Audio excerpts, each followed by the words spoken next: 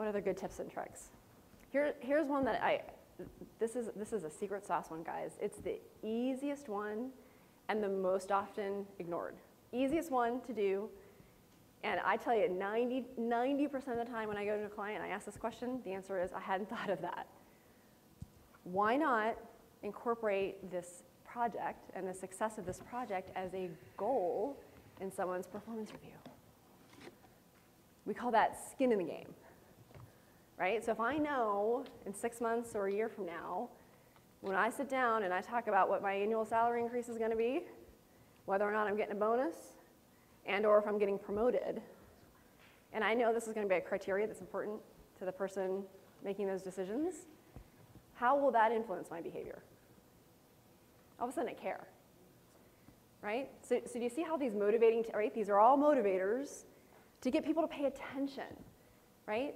That is missed so often. One of the first things, is this part of your goal setting for the year? Are you going to be measured on it at the end of the year? No. Well, why? Because that says it's not important. That immediately says it's not important. So that's a trick or a tip that I use often. And social media has become really important. How many of you guys have like some sort of inter-company chat, IM, link? Those things go crazy, right? I mean, they literally go crazy. So it's an interesting way to start to influence via social media or some of these different ways to communicate, right? If you can kind of stage and again get some of your resistors who you flip to advocate. Hey, can you start? I don't know how some folks use Yammer, right? Can you start something on an internet? Can you blog, right? So that can also be just a different way to get people's attention and perhaps some of the new generations coming in, right? Because we also need to think there's that whole multi-generational workforce thing happening, right? And everyone's going to kind of engage in a different way. Okay, what other ideas? What did you like about this exercise? What are some takeaways? Are you going to do anything differently because of this? Do you have a tool now to think strategically through change? Because at the end of the day, I always say, I don't care how you manage it. I just care that you do. Because what typically happens, everyone has the best intentions.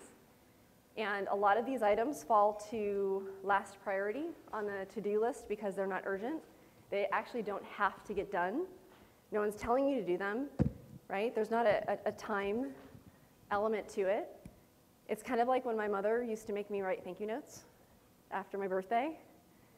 And I couldn't go play until I wrote my thank you notes to my aunts and uncles and my grandparents, and I hated that. I hated doing it. But I did it, right? Because there was a consequence. This is just like write your thank you notes, right? But there's no consequence immediately if you don't do it. There's a heck of a big consequence in the long term. Heck of a big consequence in the long term, right? And my mantra is you do it once right up front, or you do it twice at the end, right? And I've seen that happen time and time and time again. And twice may not even be true, it may be 3 or 4 times, right? Because you're working from a deficit, okay? So my hope is that this just kind of helps formulate your thinking into a process mentality, right? Who do you need to go after? Right? What's your strategy? You can only do so much, so are there 2 or 3 things you can do each month, right, to kind of help this particular change in your organization move forward? So now we're going to talk about this concept that we touched on yesterday around change saturation, but we're running it a little deeper. We're going to run a worksheet exercise on this as well. So let me go through a couple of the same slides. There's a few new ones as well for folks who attended yesterday.